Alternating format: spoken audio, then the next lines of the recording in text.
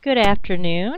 Hello from East Lansing, and welcome to today's Professional Series webinar brought to you by the MSU Alumni Association, The Extraordinary Impact of Best Bosses. We are very pleased to have Duncan Ferguson with us today.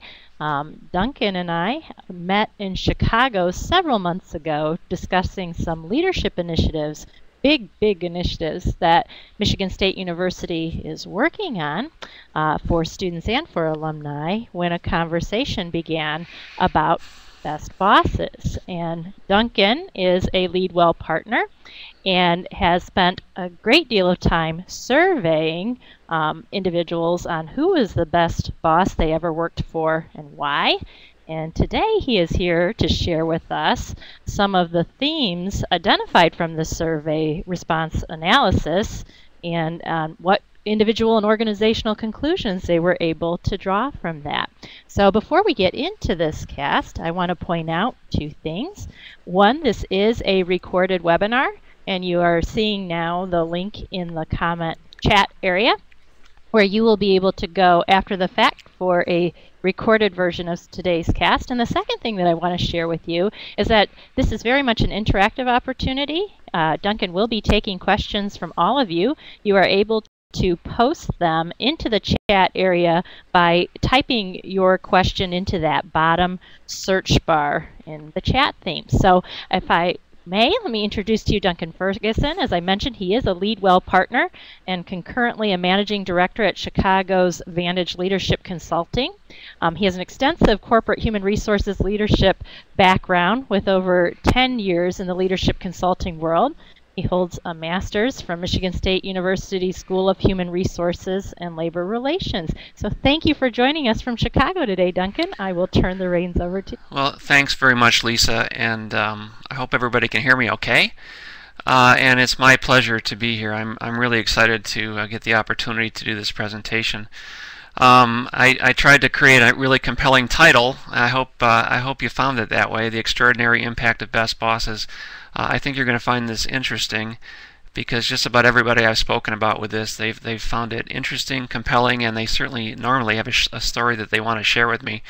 You'll see three names on the first screen here. My name, of course, and then two of my friends and colleagues, John Furcon and Tony Pristo. And I mention them because this presentation and some of the insights that we're going to share is really a collective effort from the three of us. We formed a partnership under Leadwell back in 2014 as a place to kind of have as a repository for this study and research we're doing about best bosses and certainly anything around intellectual property. But I wanted to make sure that that Tony and John got their due as we go into this presentation. Just one last thing, that's one of my favorite pictures from the city of Chicago. For those of you who have not been to Chicago, that's a look at our Shed Aquarium. In the background is what we still call the Sears Tower here in Chicago, although they've changed the name to the Willis Tower. But we're headquartered in Chicago, and I'm speaking today from our Lyric Opera House right downtown. So let me Lisa did a really nice job introducing me. Let me just give you a couple more snippets of who this guy is doing the webinar. I have a pretty strong corporate human resources background. I had almost 20 years with Amoco Corporation, and really that's British Petroleum and Amoco. I worked for British Petroleum for about a year after the two companies merged. I was also the vice president of a mid-sized company here in Chicago, GATX Corporation. And then for the past maybe 9 or 10 years or so, I've been on the consulting side of things. I worked for a human resources talent management consulting firm called BPI Group that was headquartered out of Paris. It was a nice place to work because I got to go to Paris on occasion. And then for the past 2.5 years or so, I've been a managing director here at Vantage Leadership. And what we do at Vantage Leadership is we focus on organizations' leadership needs. We do assessments, for leadership assessments. We do leadership development and executive coaching, and it's really a great place to work. We also do a lot of work with teams. I'll tell you a bit more about Vantage at the conclusion. What's maybe as important as anything is I am absolutely a true Spartan. In fact, if you talk to anybody in Chicago and who knows me, they'd say, oh yeah, that's that Spartan guy. I say go green a lot, and I wear a lot of Michigan State shirts. around town. My bachelor's and master's degree are from Michigan State and the College of Social Science. My master's degree was from the School of Human Resources and Labor Relations. I'm also the president of my Alumni Relations Board, and we do a whole bunch of things with our students and our alumni. I've been part of something called Chicago Spartan Leaders, as we try to grow a really strong network of Chicago-based Michigan State Spartans who are leaders in the Chicago area. And I'm also on the advisory board for a group, an institute on campus called the College Employment Research Institute, and I would strongly encourage you to check out their website. They do a lot of interesting research on the transition from the world of college to the real world and working for organizations. So that's a bit about me. Before I give you the actual agenda for the webinar, I'm going to ask you a couple questions to think about while I tell you a story. And they're two simple questions. The first one is, who's the best person you've ever worked for? I'd like you to just take a second and reflect on that question. And then maybe the second one is tied to, so why was this person so special? And I want to point out that it's not the most fun person that you've ever worked for, or the person that you like the most, or whatever. It's really the best person. So think about that while I tell you a story on how this whole journey with me got started. It was about 4 years ago, and I got an email from a friend of mine, Joel. Joel was somebody that I had helped through. I'd done some career coaching with Joel, and it was with my last firm. After working with Joel for a little while, he landed a great, fairly senior job at a big corporation here in Chicago. We were friends. We stayed in touch with the occasional email and those types of things. But out of the blue one day, after Joel had been in his new job for about 2 years, he sent me an email, or I think he might have given me a call actually, and he said, "Do you think you'd have time to grab lunch with me?" And of course I said yes, because it would be good to see Joel and see what's going on with him. Intuitively though, I thought, boy, 2 years at this company that I know is kind of struggling, I'll bet you Joel's ready to start looking for another job. When we got together for lunch, he surprised me. I asked him how the job was going, and he said, "You know, this is the best job I've ever had in my life." I don't hear that a lot from people, and I was intrigued, so I said, "Tell me more." He goes, "The truth is, this great job of mine is really tied directly to the person that I work for. It's been the best boss I've ever had in my life." Joel then went on to explain the attributes and traits of this individual that he worked for, and I said, "Boy, that sounds great. It sounds like he'd be a great person to work for." As we continued lunch and he told me about his job, later on he mentioned, "You know, the only thing that troubles me is that I don't know if I'll ever be able to work for anybody else ever again, because this relationship has been so spectacular." And that's a question that kind of paused me to think, and I said, why is that the case? You know, by that time I'd been hanging around corporate America for 25 years or so, and it was true. The fact that we work for somebody great seems to be the exception and not the rule. So I decided to start just taking that question forward to a whole lot of people, and it materialized later into this Best Boss study that I'm going to talk to you about.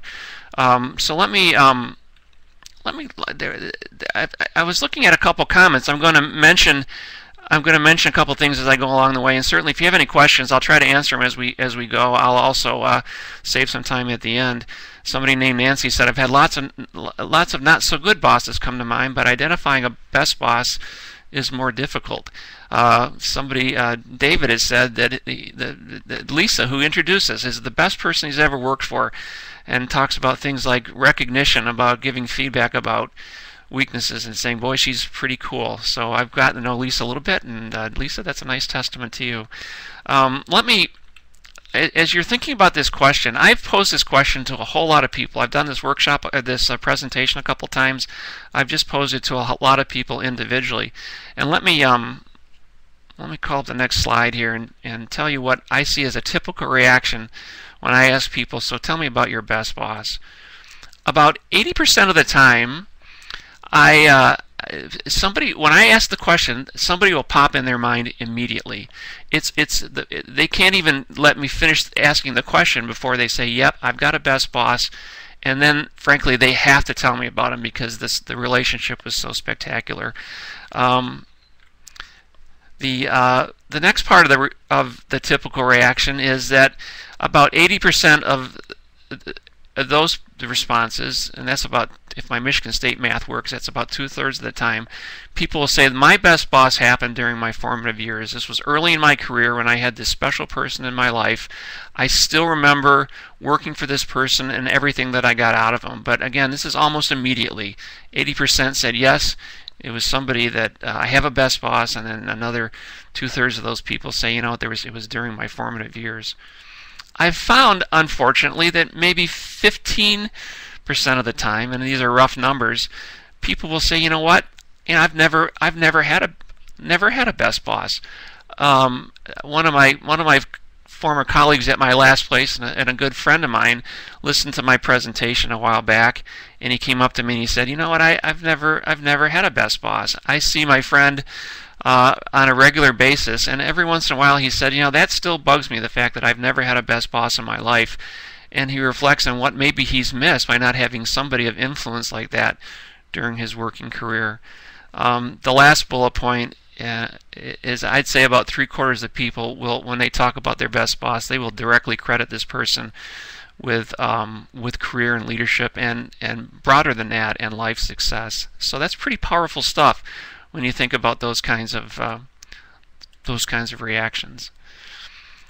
So I want to lay out the agenda for the next half an hour and what we're going to be talking about. First of all, I want to tell you a bit about this Best Boss study that Tony, John, and I did. We're going to share some insights from the BEST study. We're going to talk about some of the features of the Best Boss that we uncovered from our study. We're going to talk about a framework or a system that we identified. We're going to talk a little bit about some of the impacts, but one of the most important things you'll see coming out of this are the stories. The stories have been amazing. They've been really powerful and emotional and positive, and we have some verbatim quotes from the survey that I think really brings this topic to life. And we're going to talk a little bit about traits. I'm going to sum up with some conclusions and implications, and then some other things that we're working on regarding the Best Boss that I think that you'll find interesting. So let me just tell you a bit about the Best Boss study that we did. We did it in the first part of 2013. Our goal was to learn about, as it says here, reflections, and most importantly, the stories of people's Best Boss experiences. What we decided to do, we pulled together a questionnaire. I'm going to share that with you in a second, of 6 or 7 open-ended questions, and we invited people to participate. We just didn't send it out to the world. We invited people to participate who we knew would take the time and effort to really think this through and give them good thoughts and feedback. We ended up with about 60 people responding. What we found is when we sent it out to some of the people we invited it to, they were so compelled to answer, they sent it to some of their friends. So there was some word of mouth in the people who responded. We sent these invitations out to participants, and then my firm, Vantage Leadership, has been very supportive of this effort from the moment I joined them 2.5 years ago. And how we think about Best Bosses is very much in alignment with how Vantage thinks about leadership. So it was a nice partnership. We put the survey on Vantage's website and allowed people to go there and click on the link to take them to the survey. So let me share with you what the actual Best Boss questionnaire was. Again, there were 6 open-ended questions. There's a 7th one that asked for some more information.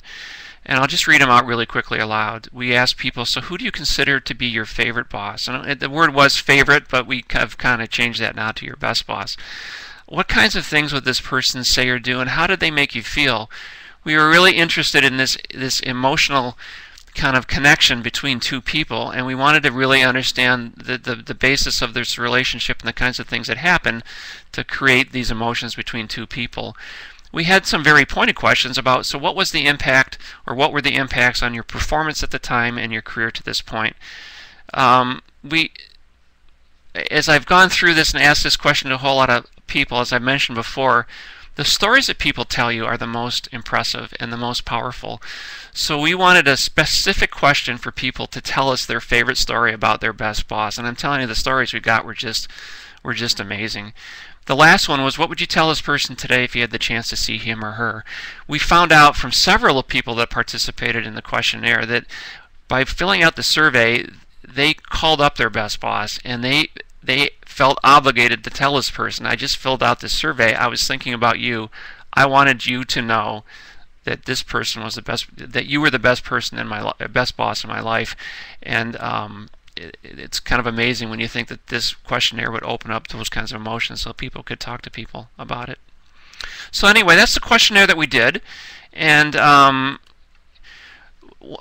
so what we, after we got this these rich responses and data, we decided we needed to have a format to analyze things. And the first thing that we did is we just wanted to stand back and take a look at what are the traits and characteristics that are starting to come through loud and clear from these 60 people who responded to our survey. And again, I should say these are not behaviors now, these are just characteristics and traits of people's best boss experiences. And you'll see that we have 8 listed here, 8 different traits. And the first thing that I will tell you is that not every best boss experience and every best boss had all 8 of these traits. Some people had 2 or 3, some people had 4 or 5. But the fact was that within this list of 8, there were 2 or 3 traits at the very least that were part of the best boss experience and about the repertoire of that boss and how he or she worked with the people that worked for him. I will say that there were 2 or 3 that really came through pretty consistently with just about everybody who responded. The one is around authenticity, that this is a person that was unassuming, had humility, but was very, very much their own person, a very authentic person. There's another piece that came through about competence. This is somebody that really has skill and competence in their area of expertise. The last one, and really not least, but the most important, was with this notion of respect. Literally everybody on the survey in their responses talked about respect. This is integrity and trust, but the fact is that there's a mutual respect between 2 people, and it starts with the supervisor basically said, I can't have this kind of relationship with somebody, they're not going to be my best boss unless they respect me. And of course it works both ways. So that word respect just came through so loud and clear you just couldn't ignore it. So the second thing we did after we looked at the traits, we took a moment to really stand back and think about themes, what we call features of the best boss. And now these are and I'm going to share these 5 with you here in a minute. We identified 5 themes by analyzing just about every word of every response that we got, and we saw these kind of patterns starting to develop, that saying of the best boss experiences, these 5 themes or these 5 features were part of it. The oops, I'm sorry about that. So the first theme is what we call leading from a higher purpose. This is an individual, best boss, who leads from something higher than self-profit or really self-interest. That somebody, it was not, of course it was important to be thinking about the organization and driving for results and all that kind of good stuff, but there was a higher purpose, really a values-based purpose in the way this person led. The second one, and you've seen that I've highlighted some key words in this, the second one what is something we call activating potential. It's the best way that I can describe this is that in so many cases people said, my best boss saw something in me that I didn't see it in myself, and they made it their mission to bring it out of me. And again, so many stories that talked about pushing me out of my comfort zone, making sure that I realized what my potential was, and then putting an action plan together to get it out of me. But this was so loud and clear, and it was actually the #1 response that we had, that people said, my best boss activated my potential. The third one is around autonomy. And there's a second word that I didn't highlight on the slide, but I should have. It's about granting autonomy. Now this is just not the antithesis of micromanaging. There's something more going on here with best bosses. They understand that people need freedom and space to do their jobs, but they also realize that you can't allow somebody to be autonomous without setting the framework for success. So best bosses would make sure that people really understood the business that they were in. They would really understand their role and the impact that their role would have. They would make sure that they would develop the person, build skills and competencies that would allow the person to be successful. And then they'd also set high expectations, and those were clear high expectations that were understood by both the manager and the employee. And then at this point, they would grant autonomy. They would give the person space to do their job. Again, it's not just hands off. It's not just a laissez-faire approach. It's setting the framework to allow somebody to be autonomous. The fourth one is around feedback, and that best bosses made feedback a way they did business. So they would give multidimensional feedback, which meant they would give feedback in all kinds of different ways. It would be formal, it would be informal, it would be impromptu. But feedback was just a natural way that this relationship happened and the way the boss operated. The last piece was being pervasive, and this is running their gamut from making sure that people got acknowledgement and recognition and rewards, but also would get criticism in a constructive and respectful way, that you need feedback to help you grow and develop. If you've made a mistake or if you didn't do something quite well enough, that you need that feedback as well. And best bosses made that part of their agenda as they move forward, that it was all about feedback. Last and certainly not least is the notion of risk-taking. That best bosses understood that if you're going to learn and grow, you need to be able to take a risk. The word that isn't highlighted here that should be, because we heard so many stories about this, is that you've got to allow for mistakes. You can't learn unless you take a risk, and you can't take a risk if you're fearful of making a mistake. And we heard so many stories about how best bosses almost encouraged mistakes because they knew that that's the only way, or one of the major ways, that you're going to go ahead and learn. So these are the five features of the best boss. I want to just stop for a second. I want to let you think about these 5 things, and I want to ask you a question. What do you find about this list that's amazing or surprising, or that made you kind of stop in your tracks and say, I never thought about it this way before? I'm just going to take a second. If you have any comments, you can send me a comment in the chat room about what your reaction was to these 5 themes, and then we'll go forward. So let me just give you 30 seconds of silence, and then we'll move forward.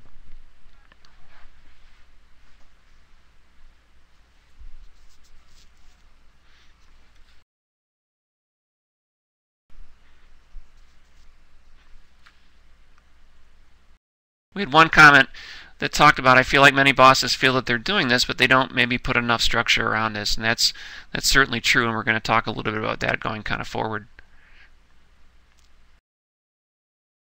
Jody says she agrees with that, especially when it comes to risk-taking, and that takes a risk.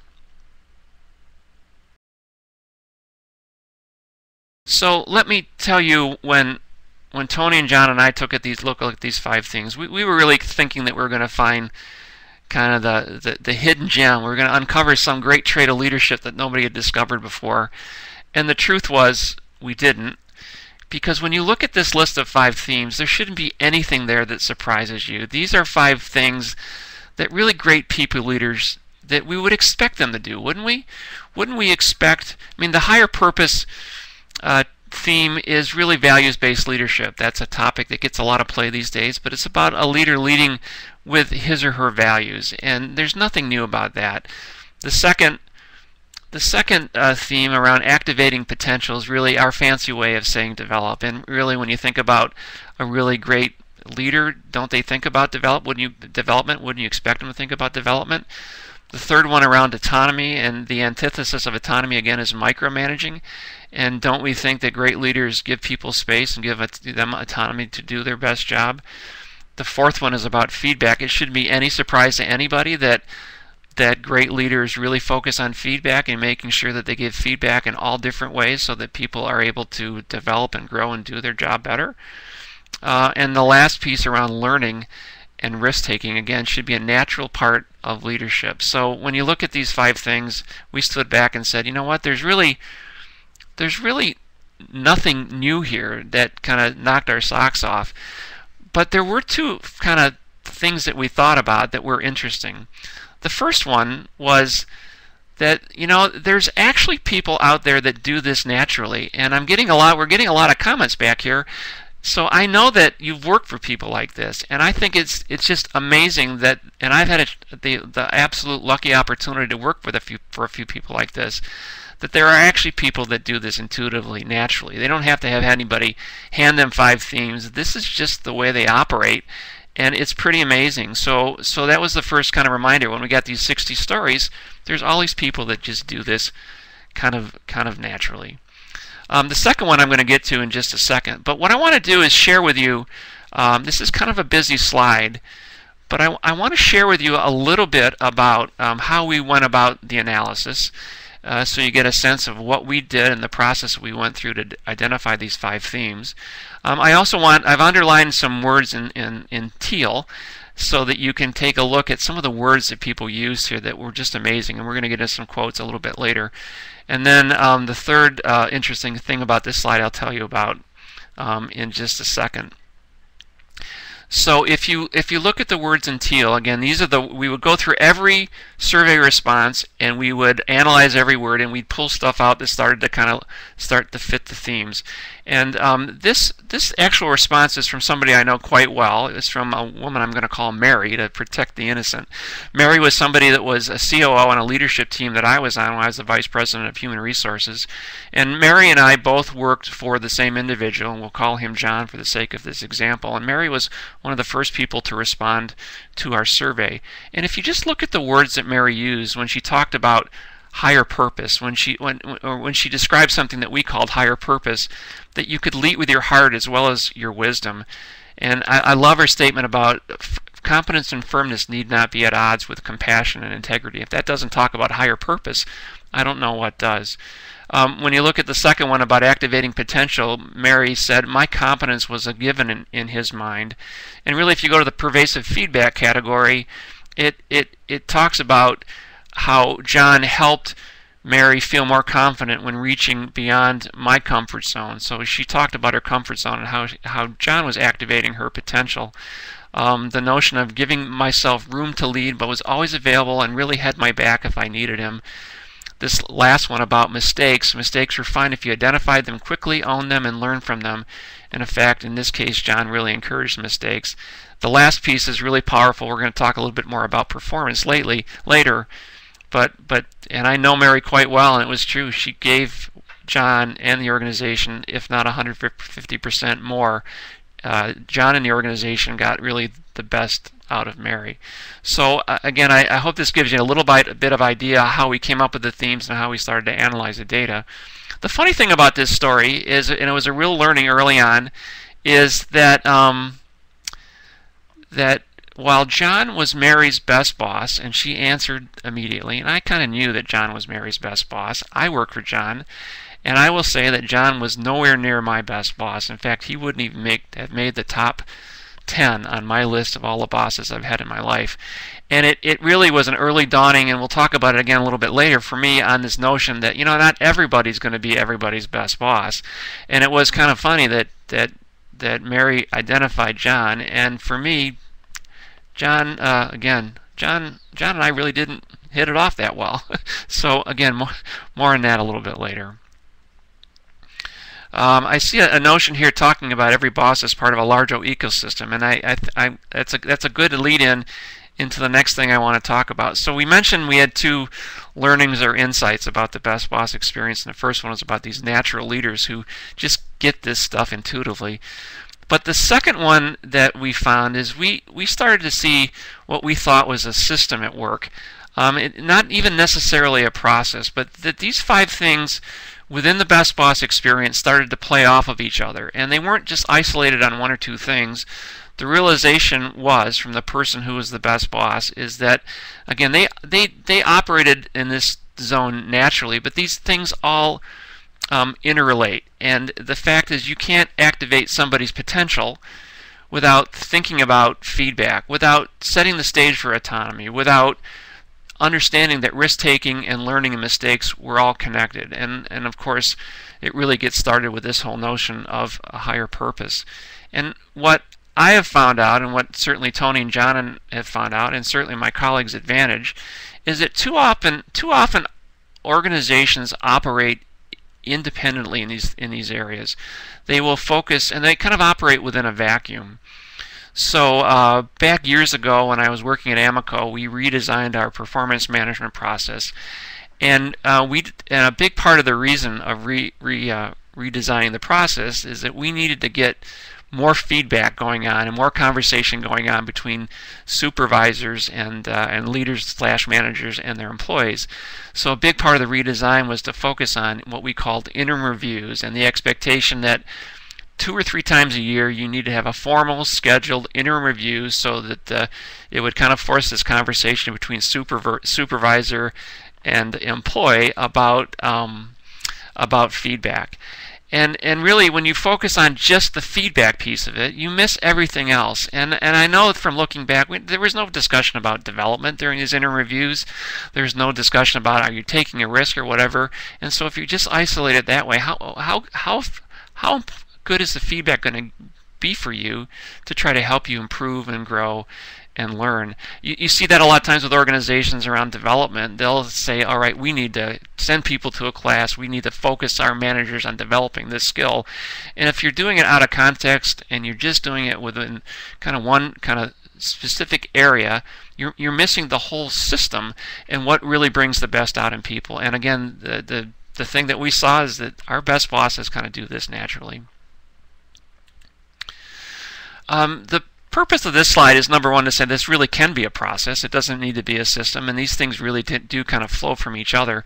But I wanted to just speak a moment about relationships, because it became very clear that the catalyst for this, what we call this fancy term, a virtuous cycle of performance, was a relationship between two people. These relationships would take on different forms between people. Again, every boss and every individual are going to be different, so the relationships would take on different forms. And we saw 4 varieties of forms of relationships come through when we looked at the best boss responses that we got. Some people had a personal relationship with their best boss. This was somebody who knew about their family. They might do things together outside of work, but there was a really strong personal relationship. Some people had a collegial relationship. They worked together. They were on teams. They helped each other and supported each other in the organization. Sometimes it was a mentoring and a coaching and a developmental relationship, that solely this relationship was on somebody, a best boss, an individual who focused on the development and mentoring of an individual. Sometimes it was learning. The point is that there is some basis of one of these 4 things that form the relationship. Sometimes it was multifaceted. 3 or 4 of these things were at play. Sometimes it was just one. But there was always something that formed the relationship to allow the best boss system to work. So I just wanted to make sure that we understood kind of the importance of relationships and where that fits into the whole process. Here's a slide. I just want to take a moment to talk about the word connection, because it's a word that I feel very strongly about. The popular word these days, I think a lot of consultants use it too, is around engagement. You see in all kinds of organizations looking at their engagement scores and blah, blah, blah. Frankly, I'm getting a little bit tired of the word engagement, but I like the word connection, because I do believe that what happens when you work for somebody great, it creates not only a connection between yourself and this individual, but that person is now instrumental in creating a strong connection between your colleagues, the people on your team, and really the entire organization. And that bond is very strong. If you think about back to my example with Joel, the strong connection that was formed between Joel and his organization really happened because he worked for a really, really great boss. What I've done here is I've pulled out 3 quotes from our survey responses to just kind of highlight what we're talking about in terms of really a positive impact for both the employee and the organization. The first one is about retention. Somebody said, Mike's influence, and Mike was the boss, made me want to stay with the company even as we grew bigger and less personalized. Frankly, Joel told me that if it wasn't for his best boss, our conversation would have been not him talking about the great job that he had, but about the fact that he was going to restart his job search. So there was a retention issue in Joel's relationship with his boss, and I think in a lot of cases that's the fact or the case. In fact, Gallup analyzes this they ask this question every couple years. Did you leave your job in the last 12 months, and why did you leave? Every other year when they do this survey, the response is, the number one response for people leaving their jobs is because I work for a lousy boss. If you work for a great boss, there's a better likelihood you're going to stay longer. This notion about engagement, about the connection to the company, this quote was very similar. We heard from a lot of people. I worked harder and was willing to do more because I worked for this great person. And people really talked about their performance, and to almost to a person who responded to the survey, they said the impact on my performance was absolutely enormous. More on that in a little bit. So there are positive impacts, not only for the organization, but for the employee as well. So we took a little quantitative look. Again, there's not a lot of, we didn't approach this as an empirical study, and I can't really call it research. What we did is we wanted to get a lot of interesting stories and some thoughts and ideas about people's best boss experience. So we took a quantitative look at our feedback and what we had, and again, in analyzing every word, we found that 93% of the people said that their performance excelled while working for their best boss. And I'm telling you, the words that statement doesn't justify the words that we heard, but people said that I went above and absolutely beyond the call of duty, and I performed at my best when I was working for this individual. We didn't ask about the level of engagement, but we did go through and take a look at terms that would indicate high engagement. And really, looking at every word, we found over 80% had made really strong statements about the fact that they were highly engaged while they worked for their best boss. 3/4 of the people, because we did ask this question, said specifically about what a positive impact their best boss had on both their development and their career. 2 questions that we did not ask on the survey, but we started to draw some inferences from looking at the responses, was the ability to lead. 1/3 of the people made direct statements about how they became better leaders because of the best boss relationship they had. They observed what a great boss looked like, and they tried to incorporate that into their leadership style. And 25% just talked about life and said, you know, not only did this person make me a better employee, but knowing this person, having this person in my life, they made me a better person. And boy, can there be any more positive statement or powerful statement about an individual when you have that kind of influence on their life. So I want to take just a few minutes and now take some of the words from the survey responses because they're so powerful. And I've pulled a couple quotes from each one of the themes so that you get a little bit of a sense of the power, again, and emotion behind the statements that we saw across the 5 themes. So remember, the first one was this notion of leading from a higher purpose. And the first quote, and I've highlighted some of the key words in the statement, and you can go ahead and read this, but this was the notion of trust and respect that we saw so often, that without a doubt that this person showed trust and respect towards me. And the last statement, nurtured and inspired me to lead people by engaging their hearts and their minds. The second quote I want to share with you is just this notion of when you work for somebody who leads from a higher purpose, the natural question to ask in any kind of situation where there's an issue or a problem is not only what should we do for the organization, what should we do, it's what's the right thing to do. And again, nothing kind of makes a stronger statement about leading from a higher purpose or a values-based leader than asking that question. The next one is around activating potential. Again, our fancy way of saying development. And we saw this again a lot. How he would do all sorts of things to get me outside of my comfort zone, push me, sometimes provoke me. But he saw the potential. He always saw the potential that I was holding something back on it, and he would not accept anything less than giving everything that I had to give. This might be my favorite response from the whole, all the survey responses we took a look at. My best boss saw my gifts and moved me into positions that fit my gifts. In a sense, he was an advocate for my best self. And what a beautiful way to say that this person I worked for was my advocate for me being my best self and developing my potential. So let's go into the notion of granting autonomy. My best boss helped me understand the bigger picture of the business and how that connected to my goals. Then she allowed me the freedom to act and think and give me a white piece of paper to do my job. Again, this notion that you just don't hand it off. You're not a laissez-faire manager. You set the stage for somebody to be autonomous and therefore be successful. This idea of being available gave me a lot of latitude to my job, and you saw it in Mary's comment on the earlier slide, that my best boss was always available and willing to spend time with me when I needed guidance. I'll tell you a quick story. I was talking to a friend of mine, Jim, who was a vice president in Cleveland, and he was telling me about his best boss experience. And he said, I worked for this really amazing individual who really didn't have a lot of time because he was so freaking busy. But whenever I had something that I needed to talk to Jim about, I would go to his office, he'd close the door, he'd turn off his phone, and he would give me 15 minutes. But it was an undivided attention. It was my 15 minutes. And many times that's all I needed. But I knew that when in those 15 minutes I had all of Jim. Not part of Jim, not two-thirds of Jim, not Jim looking at his emails or checking his texts. I had 100% of Jim. And the fact that he was always available to give me those 15 minutes was just huge for me in my development. The fourth one is about getting feedback, and so this notion of regularly complimenting me on my work, and this word about regularly is really important.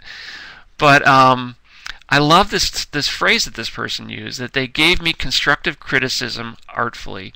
Number one, it's hard for leaders to give criticism, and it's a struggle for a lot of people. But to be able to do it respectfully and artfully is tremendous. And this last statement, the last part of the statement, meaning that I never felt corrected, just redirected. And what a powerful statement that is, and what an energetic statement that is for somebody to say and how they feel about doing their job.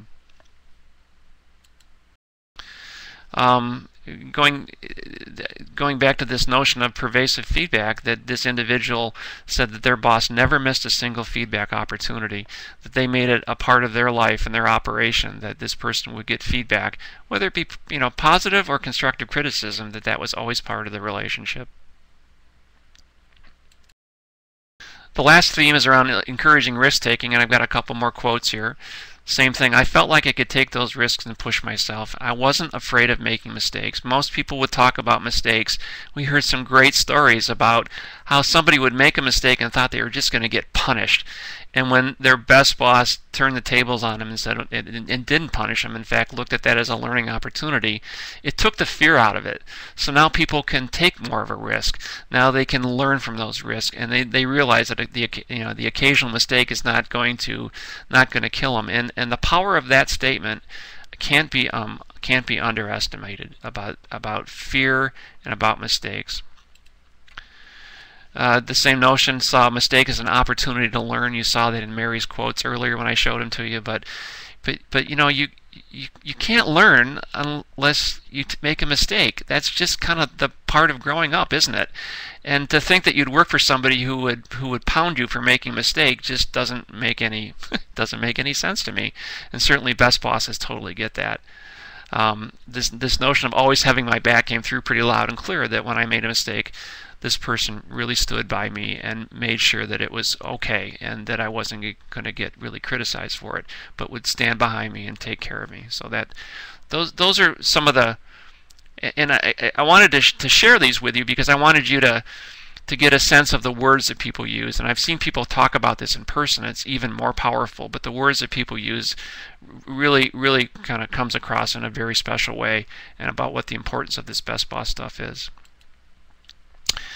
So let me sum up here in a couple of minutes. I've got one last story to tell you, but I want to give you some thoughts and insights from not only from the Best Boss survey, but really partnering it with and integrating it with years and years of experience in organizations and human resources, and being a leader myself. I should say that I've had 2 or 3 really large leadership roles myself, and I understand how difficult it can be to be a leader in not only in the world today, but just really in the world ever.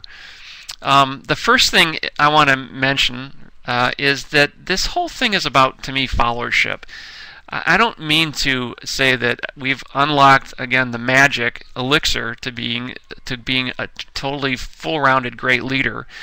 What we're really kind of focusing in with this Best Boss information and study is the notion of followership. There's a lot of qualities and characteristics and competencies that are necessary for great leadership: to have a strategic orientation, to have a drive for results, to be a good decision maker, to have a vision, and to have a presence. Those things are all very, very important.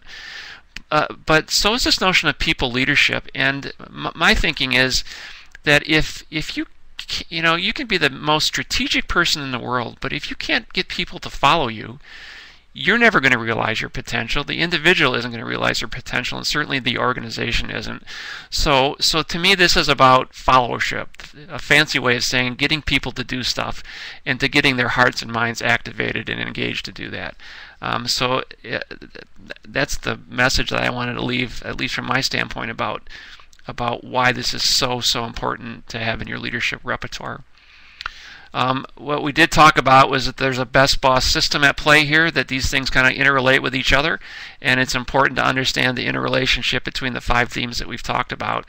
I want to really kind of point this out, that and I used it in the example with Mary. My best boss isn't your best boss, and so I'm not here to say that we've got, again, the magic potion to make everybody a best boss. That's not going to happen. We have a relationship between 2 people, and sometimes it's going to be magic, and sometimes maybe a little bit short of that. So I'm not here to tell you that we can make everybody's best boss. But what I will say is that if you're going to be in a leadership role, and God knows how hard it is to be a leader, and I'm not shortchanging what a challenge it is to have people report to you and to be thinking about all that kind of good stuff while you also have a job yourself to worry about. But if you have the privilege to lead people, if you have the privilege to be somebody's manager, then you owe it to yourself, and you owe it to them, and you owe it to the organization to be the best possible leader that you can be. So that means investing in those 5 themes and really understanding what you're good at and where you might need to do some work. So you might not be everybody's best boss, but there isn't any reason that you can't strive to be a better boss for everybody. I've seen some kind of comments rolling around here about organizations and culture and how companies kind of think about this stuff, and I want to talk about that in a second. The bullet point here around this isn't all on the boss or the manager or the leader. This is on the employee too. If your boss is now pushing you outside of your comfort zone and sees something in you that you might not see yourself, or you're kind of afraid to see, then you're obligated as that person to step outside of your comfort zone and take on the challenge. So this just can't be on the individual who's leading. There's skin in the game. There's accountability here for the individual if you want to grow and learn and develop. That's really there's a two-way street here, and there's a relationship that has to work both ways. The last part is to talk. Organizations, to me, need more best bosses, and so focusing on more than just results and really understanding the way you get those results are so vital. Back in my Amoco days, we had a process that we went through where we we discussed people from a kind of a GE 9-box matrix standpoint, but it was the 2 matrices. We looked at people's results and how they achieved the results, but we looked at the way that they got them. And our goal was to have leaders who not only got results, but got them the right way. We called it right way, right results, knowing that if you just get results and do it the wrong way, at some point you're going to just leave a lot of bodies lighting on the side of the highway. And of course you can't just do things the right way without the results. But the goal really is to do things, get the results, and to do them the right way. So there needs to be a stronger commitment from a lot of organizations and to the culture about developing leaders who have these best boss traits. I have one last slide before I kind of sum things up, and then maybe take some questions if people have any questions. And there's 4 words that I'm going to leave you with that maybe you can think about in taking this forward. And I call them the extraordinary impact of the best boss. And you've heard me mention this word before, connection. I think it's all about creating a connection. I'll go right back to Joel's statement earlier when he said this was the best job I ever had. Joel's still at this firm. In fact, he's worked for this boss now in 3 different roles. I guarantee you that Joel would have moved on already if he had been working for anybody else, because the organization's kind of a rough place to work. And especially these days, as people are much more transient in their careers and their jobs, they don't stay very long. If you have a best boss and you have best people with these kinds of traits and qualities, 2 things are going to happen. Number one, the person's going to stay in the organization longer, and while they're there, they're really going to perform well.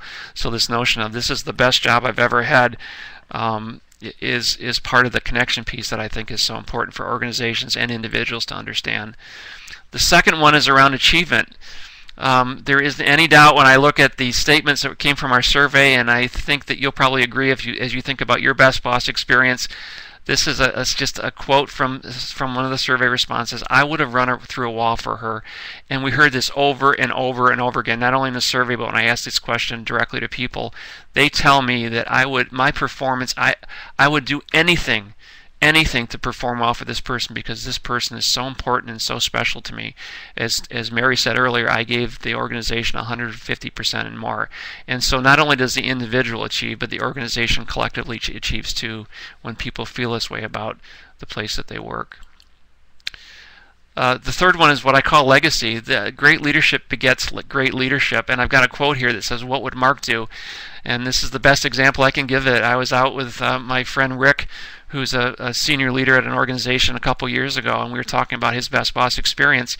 And he told me, he goes, as he was telling me about his best boss, he goes, you know, a month doesn't go by, or maybe he said a week doesn't go by, where I don't think about a situation, an issue I'm having, and I ask myself, what would Mark do? And Mark was his best boss, because that would give him the guidance and the light and the thought process to move forward and deal with that issue. And what a wonderful testament to give to somebody to say, I still reflect on that relationship I had 20 years ago, and I think about Mark and what he would do.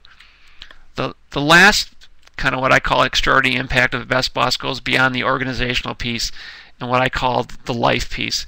You know, I look at organizations, I know that it's business and P&L statements and driving for results and stuff like that, but honestly, I look at organizations as one grand human interest story. It's about people working together, working for each other to accomplish goals, and it's about human beings. And when you talk about human beings, it's more than just work, it's about life.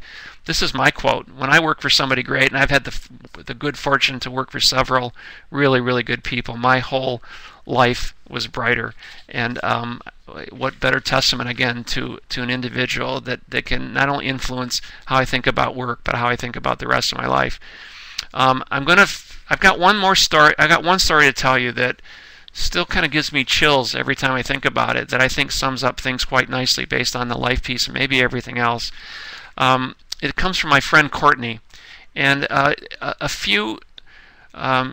when we decided to do this survey a couple years ago, we did a draft and we sent it out to 10 people. Said, would you fill us out and let us know what you think?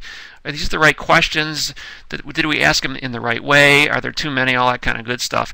And I sent it to Courtney, and she got back to me right away and said, I'm so busy at work right now, I don't think I can do this, but let me see if I can. And then I didn't hear from her again for 2 or 3 months. And that was fine. We got our survey organized and out. Anyway, out of the blue, 3 or 4 months later, I get an email from Courtney, and she said, you know, I finally took the time to do this survey, and I realized that I wanted to do about Bob, who was a senior leader in one of her early jobs. So she filled out the survey, and she was so moved by the experience of thinking about Bob and the impact that Bob had had on her life, she decided she didn't want to share it with Bob. So through her network, she found out, and she hadn't spoken to him for a while, that Bob was actually sick, and he was close to death, unfortunately. He had leukemia. So Courtney thought, I'm going to take the survey, and the survey responses, I'm going to go to the hospital, and I want to read it to him, and it might be my last chance to see Bob. When she got to the hospital, he was really too sick to receive her. So she gave the survey to Bob's wife, and with this letter, and it's from Courtney. Bob, I was recently asked to be interviewed regarding my favorite boss, who is resoundingly you. I felt like my responses truly captured all that you mean to me and the multitude of ways you have touched and enriched my life over the years, so I've enclosed the transcript for you to see. It could never do justice to expressing the role you've played in my life and the special place you hold in my heart, but at least it's a start. I hope you find comfort and peace knowing how many people love you and the level of positive impact you've had on everyone you've touched in this world. Love, always, Courtney. So Bob's wife took the survey responses in the letter, and she read it to Bob in his hospital room, and shortly thereafter Bob passed away. Bob's wife was so moved by the experience of reading Courtney's responses about her husband. She shared it with the minister who oversaw the funeral for Bob. And Bob, the minister, actually took excerpts from Courtney's responses and shared them with the people who would come to the funeral to pay their respects to Bob. And I really can't think of a more powerful story about the importance and the extraordinary impact of a best boss than the story that Courtney shared. So I hope I had some meaning to you. It certainly gives me chills every time I think about it, and that was just a remarkable story, and really kind of told me maybe I'm onto something with this best boss stuff.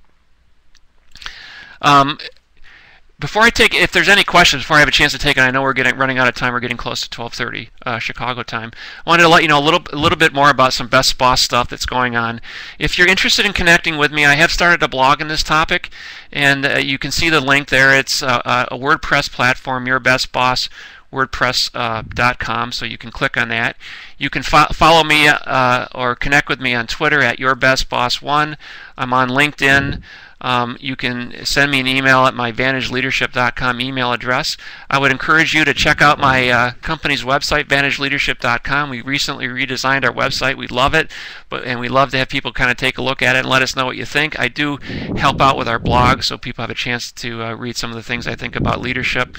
We have a couple things going on. We've created an online survey tool or a feedback tool that that managers and leaders can use with their direct reports, and they get feedback based on some questions that are filled out by their direct reports and how they stack up against their the best boss themes. We also have this presentation that certainly could be customized if anybody would be interested in having this presentation at your organization. And we continue to do research and study. We have a special area that we're focusing on and talking to extraordinary leaders and asking them about their best boss experience. I had the chance to interview Luana Simon a couple of months ago and had an extraordinary conversation with her about her best boss experience. So at that point, I'm going to stop talking because I've talked a lot and my mouth's a little bit dry. But if there are any questions, I'd be certainly willing to take a few questions here. I'll take a look at the chat room, and if not, I just want to tell you thanks for sticking with me. I hope you enjoyed it, and please feel free to reach out to me. Well, Duncan, thank you very much. As we wait to see what people type and share with you, lots of really valuable content. One thing that struck me when you were walking through the features of best bosses, looking at, of course, encouraging risk-taking, activates potential, grants autonomy, and such, I was thinking, as a boss, some of my best employees are the ones that have allowed me to take risk, activated my potential by their own autonomy, been very receptive in soliciting feedback on their own, and allowed me to lead from a higher purpose. So I think it's interesting that those are the categories of a good boss, and I think it might be helpful for us as employees to wonder, are we contributing to the type of culture where a boss like this can exist, right? I couldn't agree anymore, because it is a two-way street, like we talked about before, and you know, one of the traits of best bosses was that they were very not only open to kind of feedback, but also to other points of view and ideas, and it wasn't just kind of my way or the highway. And I think a little bit, so that's part of it. I think part of what you're saying is that if I'm working for somebody like this and they give me an opportunity and push me and all that kind of good stuff, it's up to me to do that. I can think of a couple situations in my life where it took a lot of courage for that person to put me in that situation, because there was one time, and I didn't have time to tell the story, but I knew I was going to kind of fail at this, but he knew that if I needed to do that in order to grow and develop, and if I hadn't kind of just taken it forward and gone in there and done something that I was really going to struggle with, I would be letting him down, and it really wouldn't have gone anywhere. So I think that's a lot of words to say. There's kind of a two-way street here, and so we're accountable for building best bosses as the boss themselves, I think is what you're saying. Right, because I've heard frequently in my professional life, oh, that's never going to work. Oh, we've tried that. That's never going to work. Which, when you're in that risk-taking mode, it's like pouring water right on that fire. Justin did ask early on, and I want to be sure we get back to this. Did you use a particular software for the analysis that you did on this survey? And for the individuals that you surveyed, was it a specific industry or sector, or what did the survey population look like? Yeah, the survey population. Well, first of all, we didn't use any software. We had 60 responses, and we had a lot of strong pots of coffee, and really kind of did this manually. At some point, we'd like to do that because we want to continue to do more research. But no, this is what Tony, John, and I really just going over, literally over every word and every response. So. Hopefully in the future there's going to be a lot more people participating, because we want to do a lot more research. We have a lot of ideas about that. And what was the second question? The second question was, did you focus on a specific industry or sector? No, we didn't. We focused on people that we knew that would be interested in filling out the survey. What it turned out, we saw that it was about, and we covered about 12 or 13 different industries, because we did ask that question. It was about 60% women, 40% male. It was about 40% of the people were human resources leaders, and that makes sense because a lot of the people that we know are kind of in the human resources world. But we didn't want to get constricted by that. We did see that maybe 40% of the people were responding kind of mid-career. Another 40% were responding from later in the career. And we did talk to several early career people too. And we have that kind of breakdown. It doesn't mean a whole lot yet, just because it's just these 60 responses. We're hoping to kind of dive into that a lot more, and really hear from a lot of different industries. And we have some questions we want to ask about diversity and all that kind of good stuff. But there's that day'll come. Right. Well, we've absolutely appreciated this content today. I've received private messages, not only from what we're seeing here in the chat area, from individuals expressing their gratitude and appreciation of this. And I want to share with all of you. Oh, Jody's asking where she can get the recorded version. We'll get that in the chat area for you here. That, these categories, these features that Duncan has shared with us, these are the types of things that we are working on, we're focused on at Michigan State University in helping our students with and helping our alumni with, which again was how this conversation even began between Duncan and myself, and then here came this webinar. So please trust and keep your eyes on our content coming out of the Alumni Lens, coming out of the Alumni Association, because this conversation is going to continue. We're probably going to try to charm Duncan into being part of that conversation, and then if any of you all feel you could contribute to this conversation in some way, shape, or form, we would love to hear from you. I'll put my email in, or perhaps Dave, Isabel, if you're on still, and you can type your email in the chat area. I would like to say what's coming next. Our next professional series webinar will be on March 26th, and it's going to be tackling our Global Day of Service initiative, which is coming up on April 18th. We'll be discussing individual and corporate involvement in our big international service initiative. And then coming up on March 12th, 1 month from today, yours truly, I will be having a discussion with Dave Isbell on effective ways to find alumni talent. We regularly get phone calls, people wanting to know about our job board, of which we don't have one, and there's very real reasons why. And we'll talk with you about that on March 12th. So I don't see any additional questions. Here comes the praise part, Duncan. You're about to get showered with praise. Yeah, bring it on. Thank you again for your time today. Bring it on. Yeah. Go green, go white. Absolutely, go green. I meant to say that at the end. Go green. You got it in there early, so we'll give you give you a hall pass on that. All right. Well, thank you for your time, and to all of you who joined us today, we appreciate your attention to our programming. Thanks.